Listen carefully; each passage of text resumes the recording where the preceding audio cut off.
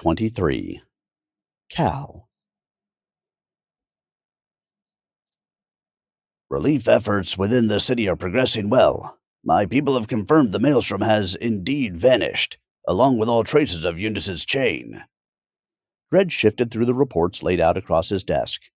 Seated in his grandiose chair, behind an equally grandiose desk, he resembled an elegant lord more than an undercity crime boss. The Daven military is in an uproar. Inquisitor and Prefect alike are scouring the city for any sign of the Chainbreaker and his band of merry rebels. How is Jord, by the way? I hear Valewind can be quite pleasant, as long as you don't mind the odd messy hair day. If you're planning on turning us in, just get it over and done with, Cal replied. Dredge smiled back, easier than his usual serpent's grin, but no less threatening. The Davens underestimated you. They pegged the rebellion as little more than a nuisance. But not anymore. One could even say they're afraid of you. He stood and walked over to the room's sole window. Outside, trees and flowers that Cal had no name for swayed in the afternoon breeze, soaking up the sunlight in picturesque serenity. The bay had long been a popular area of Eunice for the wealthy to sequester themselves away, a refuge from the constant hub and bub of political machinations and social posturings. Though not far from the city proper, its serenity stood in stark contrast to the reports coming from the inner and outer rings. The chain had sundered the citadel, torn through the ancient stone, and collapsed the entire structure into the sea below. Yet Eunice itself had escaped the destruction relatively unharmed, save for the panic that had spread among its citizens like wildfire. The maelstrom. Why didn't it flood the city? With the chain gone, there was nothing holding it back. Cal's mind raced as the realization began to sink in. In Igni, I thought, that severing the city's chain triggered the volcano to erupt? Dredge interrupted. You and most other Udens, it would seem. Spewed straight from the mouth of the Lord Inquisitor and happily gobbled up by the masses. But not you. I had my suspicions. Theories about the link between the chains and the supposed natural phenomena of our realm. Theories that stood far from the accepted rhetoric. Cal didn't know what to think, what to feel. He'd carried the weight of Igni's destruction with him for years. He'd let the death of the embers mold him into the person he believed necessary for his vengeance. The Lord Inquisitor had played him, had played everyone. What happens now? Cal asked. That is up to you to decide, and it's a decision that you should make quickly. Dredge turned from the window, his focus sharpening on Cal. What do you mean? Plush leather creaked as Cal shifted under Dredge's gaze. Everyone, the prefects, the Davens, the people, all wait with bated breath to see what you do next, Chainbreaker. I never meant to break the chain. I was there to. Cal trailed off, not able to bring himself to say the words. Kill the matriarch? Dredge cocked his head. Oh, my apologies. I meant the gifted. The realization struck Cal like a punch to the gut. Did you know? I did. Why didn't you tell me? Cal's chair toppled over as he stood. His arm burned as he clenched his fists. Dredge didn't back away, didn't so much as blink.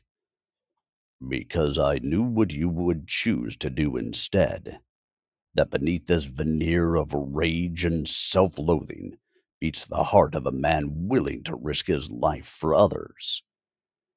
The words caught Cal off guard. The tingle in his arm and the heat in his chest cooled. That is what this people need, Cal. That is what will galvanize them. Not petty raids or childish wailing about rights and freedom in the Select Council. You almost sound like you care. Dredge resumed his seat. And why would I not? I am a man of principle, after all. Well then, why haven't you helped the rebellion more? Why make us jump through hoops? Do not forget, I am a businessman first. The rise of the Chainbreaker will inevitably draw the attention of the Daven Empire. Attention that, in more peaceful times, would fall on the city's other criminal elements. We fight, well, you get rich. That it? Crude, but more or less accurate. The rebellion could use your resources. You owe. I owe nothing to no one, Dredge snapped. He adjusted his collar, pulled at the sides of his waistcoat, looking a mix of sheepish and frustrated. I have done more than my part in this. Do not forget that it was my men and I who pulled you out of the Citadel. And I'm supposed to believe you did that out of the kindness of your heart? Haven't you been listening?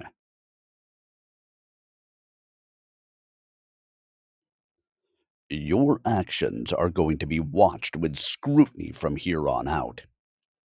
Even now, prefects and inquisitors scour the city looking for any sign of you.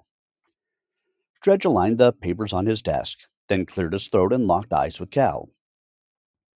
Which is why you will be leaving my estate today. I've already arranged for a boat to take you to Gale's End. From there, you can arrange passage into Valewind yourself. Cal started to protest, but a swift hand from Dredge cut him off. This is not charity. A man in my position stays in his position through reputation and reputation alone. The fact remains, whether through my own personal involvement or not, your hideout was attacked following a deal with me. This calls my reputation into question. I cannot be seen to be untrustworthy. Cal arched his eyebrow in surprise. Down in the muck, you need to know who to deal with, and who's likely to stab you in the back. Think whatever you will of me, but believe me when I say that when I stab you, you'll be the first to see it coming. Dredge spoke with grim certainty, more promise than veiled threat. Helping us get out of the city proves you didn't stab us in the back. Dredge smiled. You're not as dim as you look. We can't leave today. Shay needs rest. And Ovette. Cal's jaw clenched at the thought of Ovette in the estate cellar, chained to the wall like an animal. She hasn't woken up yet. Not my problem. Dredge's tone chilled. An escort shall guide you to the boat. After that, you fend for yourself. Cal planted his hand on Dredge's desk and leaned forward. I could make it your problem. Behind him, Darla's warhammer thudded against the floorboards. Cal had forgotten she was even there. Dredge's ever watchful guard dog. Dredge stayed her with a gesture, then steepled his fingers. Don't forget who you're talking to, Chainbreaker. I haven't. Cal's gut churned at the thought of what he was about to offer. You said your reputation keeps you in power. Well, think what your rivals would say if they heard about the Chainbreaker owing you a personal favor. Dredge leaned forward, his grin widening. Such a reputation would behoove me to collect on that debt someday. You sure you want to get into bed with someone like me, boy? Cal kept his face stone. I don't have much choice. Deal. Dredge reclined into his seat, looking mighty pleased with himself. Cal sank to his own, the churn in his gut flipping over and over. I'll inform my men that you're not to be disturbed while you're here. And as an added bonus, I'll even have someone take a look at that arm of yours. Dredge nodded at Cal's blackened arm. Cal had almost forgotten about the changes to it. The numbness had pushed the change to the back of his mind. Time would tell if this transformation was for better or worse. No thanks, Cal replied. I can take care of it. Suit yourself. Dredge signaled for Darla to come forward. Her meaty hand clamped onto Cal's shoulder, and he allowed himself to be escorted out of the room. I expect to be repaid in full, Cal. Dredge called after him. Remember, reputation is everything. Dredge's people ignored Cal as he wandered the halls. They didn't look like the thugs that had occupied his lower domain. Most wore the lifeless gray of hollow-born servants, a few here and there dressed in more fanciful servant attire. The estate itself contrasted with Lord Utikin's. It had more of a calmness to it. Typical Yundis swirls and waves styling bleach white columns. A verdant central garden that invited long naps and lazy afternoons. The taste of ocean salt in the air. For someone raised near a volcano where ash hung as thick as the crowds, this place bordered on paradise. Shay had been put up in a lavish guest room. Its trappings were marred only by a collection of soiled bandages on the large bed that dominated the space. A strip of clean bandage in her mouth, she pulled tight at the fresh wrappings on her arm, jerking her chin up in greetings as Cal entered. Need a hand again? Cal asked. Shay spat the bandage out of her mouth and huffed. Please. Cal worked the bandage around her arm, pulling it snug with as much care as possible. Dredge said we can stay here a few days while we gather our strength. He asked for anything in return? Cal tied the ends together and tucked them in between the bandage's folds. It would hold for a day or two, but would need replacing after that. Cal? No, Cal answered. Nothing.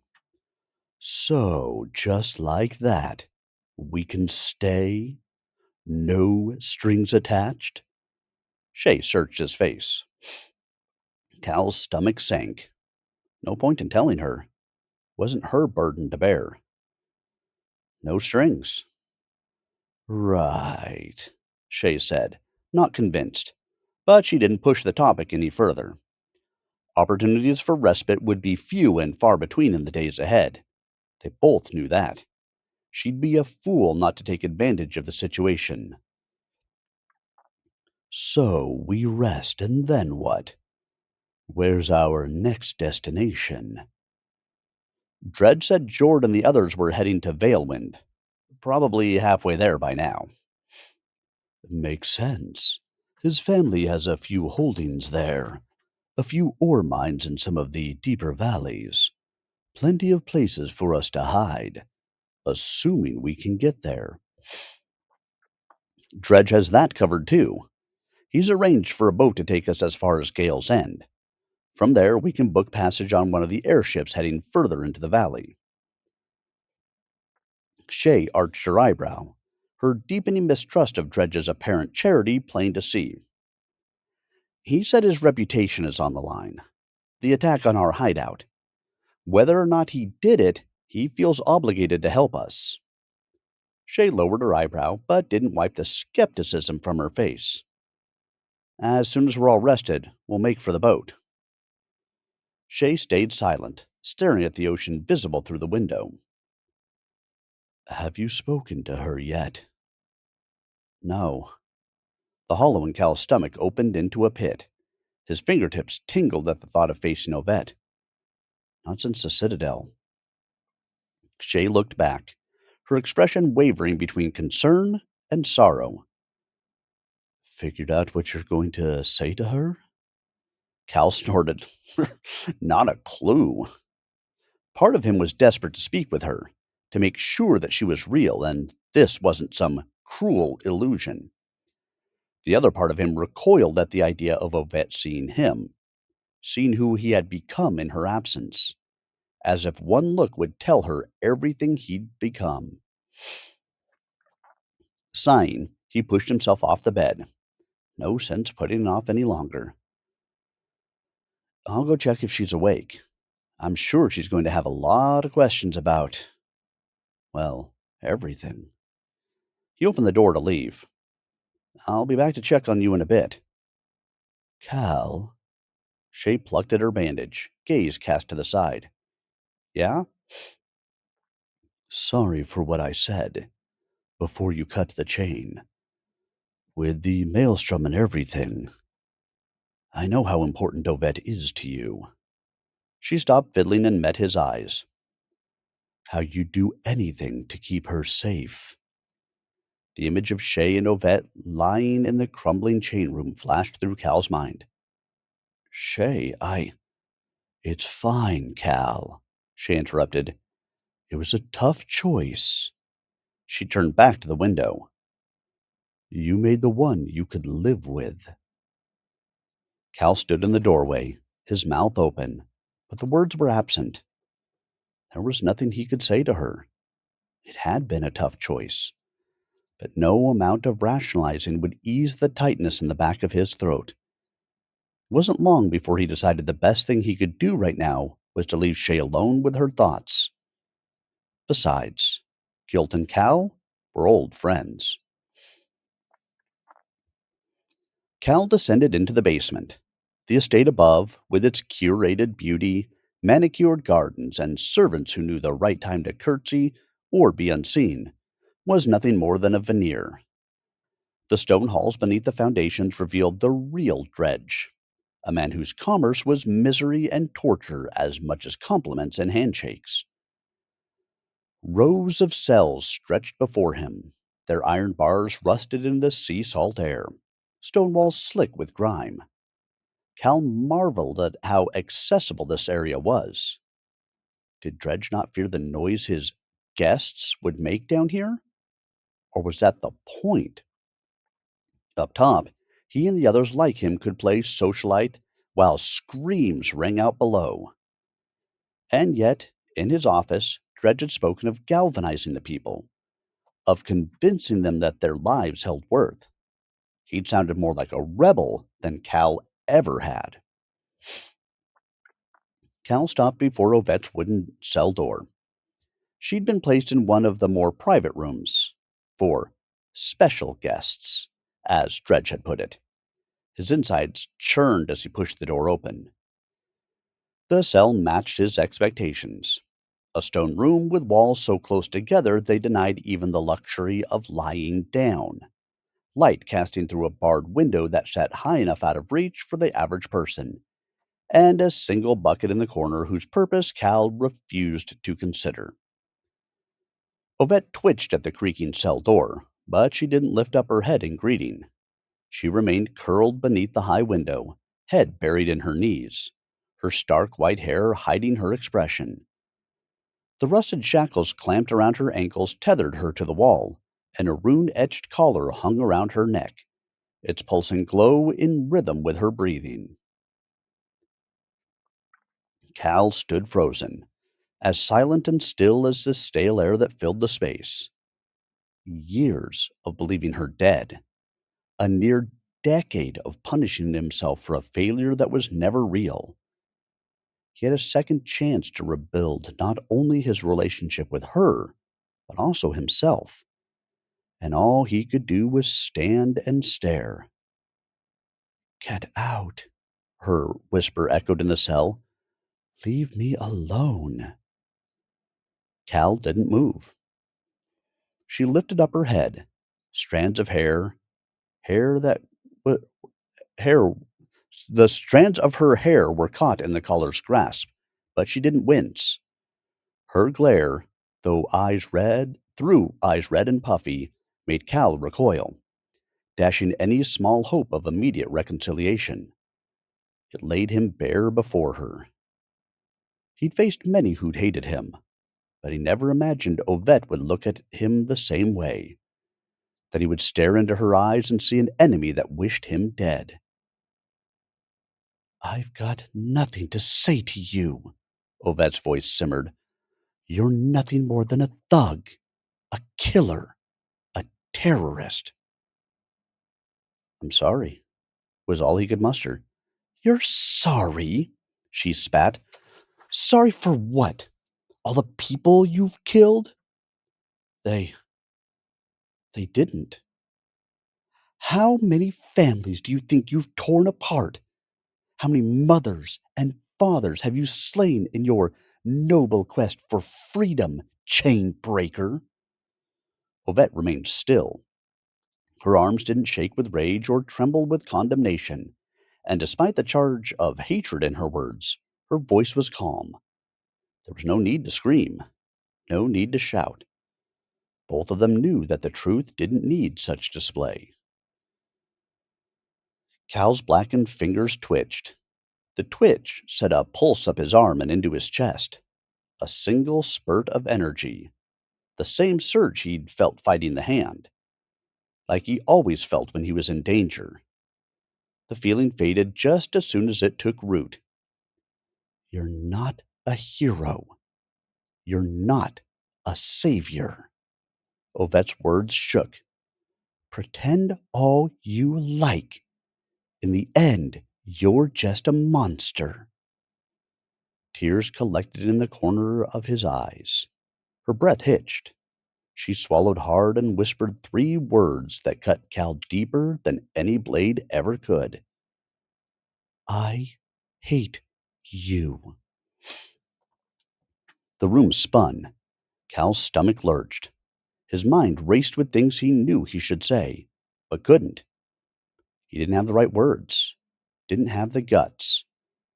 He reached into his shirt and pulled out her coin pouch, pulling on the string that held it around his neck. Her eyes darted to it as tears fell. Cal set her coin pouch on the floor of the cell. As he turned to leave, he said, "I know." The next 2 days passed in a blur. Cal welcomed the privacy Dredge's people had given him, leaving him well enough alone with his thoughts. Wallowing in self-pity wouldn't have helped anyone, so he spent his time studying the route to the boat, checking and rechecking the supplies Dredge had offered. They'd have to pass through the sewers again, but that didn't bother him so much. Stealth would serve them better than speed. His thoughts drifted to Jord and Artie and Valewind. Had they reached safety? It felt like forever since he'd spoken with either of them. So much had happened. He wondered what Ovette would say when she found out Jord was part of the rebellion too, and the de facto head of the Unicell, now that Barkus was... Barkus. Damn it. Cal's chest tightened. How long had it been since the attack on Eunice's hideout? Since Barkus was killed? And how many times had he offered a word of comfort or sympathy to Shay? Like him, she'd kept to herself, isolated with her grief. "You idiot," he said to himself. Cal walked to the door, then startled as he opened it and saw Shay. "Hey," she said, fist raised mid-knock. "Can I come in?" Uh, yeah, course." Cal moved aside and allowed Shay to enter. She sat herself on the bed and scanned the room, tutting to herself whenever something took her fancy. "Yours is nicer than mine," she said. "Yes, being the chainbreaker has its perks." Cal watched her, waited for her to meet his gaze. She didn't. "You're looking better," Cal said. "Feel better, too." Her gaze lingered on the blade shard and dagger laid across the room's large lacquered table. "Figures that'd break, too." "You got everything you need?" Cal asked. "Pretty much." Shay met his eyes at last. "Dredge has been true to his word about helping us out. Personally, I don't see how this helps him, but I figure that's his problem." Yeah, I guess he's got. Decided what you're going to do with Ovette? Shay interrupted. Cal shifted his gaze. Honestly, it might be better for us if we left her here. Shay leaned forward. I don't think staying with Dredge qualifies as better. We're rebels, Shay, and she is, or at the very least was, the enemy? Cal shot Shay a look. Don't act like you haven't thought about it as well, Cal. Her voice hardened. She was with him for 8 years. That's a long time. People change. You did. Cal sighed long and hard, as if to unwind the knot in his chest. A knock thumped on the door, and Darla entered without being asked. She gave Cal a look of disgust before snorting out what she'd come to say. Reg wants you. His office. She left as abruptly as she'd come. Shay shrugged and left the room. Cal watched her go for a second before following behind Darla.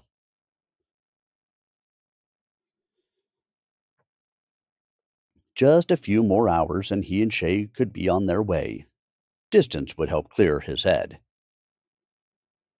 Dredge stared as Cal entered his office. Tapping his steepled fingers together, he gestured for Cal to take a seat opposite him. Thanks for letting us stay, Cal started. We'll be out of your hair in an hour or so. Dredge snickered while rummaging through a drawer. I'm merely upholding my end of our deal, Chainbreaker. Nothing more, nothing less. I know. Still, thanks. Cal slowed his breathing, resisted the urge to fidget in the chair. Any further details from our gifted guest? Drudge asked. Or has she remained unresponsive to your unique brand of charm? I haven't spoken with her. Not again, anyway. Is that so? Dredge sat back in his chair, toying with a folded piece of paper. Perhaps her tongue would loosen if I presented her with the right stimuli. Cal kept his face neutral, despite Darla's snort behind him. He'd be a fool to take Dredge lightly. But he was starting to get a feel for when the crime lord was being serious or not. Or at least, that's what Cal told himself. Actually, I was thinking of leaving without Ovette. This perked Dredge's attention. He stopped fiddling with the folded paper and leaned forward on his desk, giving Cal his full attention. Is that so? And what, pray tell, would lead you to such an ill advised decision? She won't be safe with us. What makes you think she'll be safe with me? Cal steadied himself and leaned closer to the desk. Because I severed a chain to save her life, believing I would doom a city of thousands. Imagine what I'll do to you if anything happens to her. Darla's warhammer thudded into the floor with a crack. She grabbed Cal by his neck, hauling him clean out of his seat. Threaten him again, she growled. Darla! Dredge's voice snapped like a whip. With a breathy grunt, Darla jerked her head at Dredge, then followed his gaze down to Cal's dagger pressed against her stomach. With another grunt, this one tinged with a hint of embarrassment, she dropped him. Hard. That's not all, is it? Dredge said as Cal righted himself. You don't trust her. A vein in Cal's neck bulged as he tried to keep his cool. After a few seconds of intense searching, Dredge broke away his gaze, looking instead at the piece of paper between his fingers. As entertaining as your threats are, I'm afraid the gifted remaining with me is out of the question. I have already endangered my operation by allowing you to remain here. Dredge flicked the folded paper across the desk. My people within the city have informed me that the Inquisitors have now officially conducted a search for the rebels who murdered the matriarch. Cal's insides lurched as he unfolded the paper. Three faces stared back at him: his, Shay's, and Ovette's, with the words "Wanted Dead" plastered across them in bold red ink. Apparently, the Gifted, or the matriarch, is now more useful to the Lord Inquisitor. Dead. Dredge continued. This didn't make any sense. The Lord Inquisitor had kept Ovette safe for years. Used her, yes, but she had been safe in his care. Why would he order her to be killed? Dredge continued. The Chainbreaker's attack on the Citadel and the Matriarch's apparent murder is all the people can talk about. Chaos is bubbling beneath the surface. Cracks are starting to appear in the once indomitable Davian authority. Cal looked up from the poster. A chill crawled down his spine. You backed the Lord Inquisitor into a corner. His latest move makes sense. The desk creaked as Dredge leaned even closer. The realm is waiting for your next move, waiting for the final chain to be broken. Cal pushed the poster away. A tingle shot through his blackened arm. I don't want anything to do with the chains. I never did. Dredge scoffed. And yet you have done the impossible twice. His eyes flickered toward Cal's arm. Seems the chains want something to do with you. Either way, the Gifted cannot remain in Eunice. Believe it or not, she's much safer with you. Cal gestured toward the poster. Even with this, I doubt she'll want to come with me. Dredge relaxed back in his chair, spreading his hands. Then bind her, gag her, drag her by her lovely white hair if you have to. Either way, this is not my problem. You know, Dredge, for someone who... Cal paused. Something felt wrong. The air itself seemed to inhale. Then the explosion tore through the estate. Windows shattered and the ground shook as furnace-like heat flushed through Dredge's office. Beyond the smoke, white flames engulfed the garden outside. Cal's vision swam as he grabbed the desk for balance. Before he could right himself, the door burst inward and Shay crashed through, knocking Darla back down to the ground. Ovette, she coughed, wiping dust and soot from her eyes. She's gone. Cal's ears still rang from the explosion. He tried to blink the room back into focus. Did you see where she was headed? His voice sounded distant and muffled. Toward the city, Shay shouted. Ah! Cal shook the blur from his vision. As he pushed himself upright, his dagger skittered across the floor, the obsidian blade drinking in the white glow of the gift fire outside. He snatched it up, nearly tripping as he stumbled for the doorway. Shay, get everything ready. Shay caught his arm. You're going after her? You can barely stand. He turned to meet her gaze. I have to, he panted. For a heartbeat, Shay's grip tightened, her eyes alight with a wild desperation. Then her hand fell away. Go. Cal needed no second urging. He was moving before his vision had fully cleared, his boots kicking up the dust and debris as he sprinted through the ruined serenity that had once been Dredge's estate and toward the city.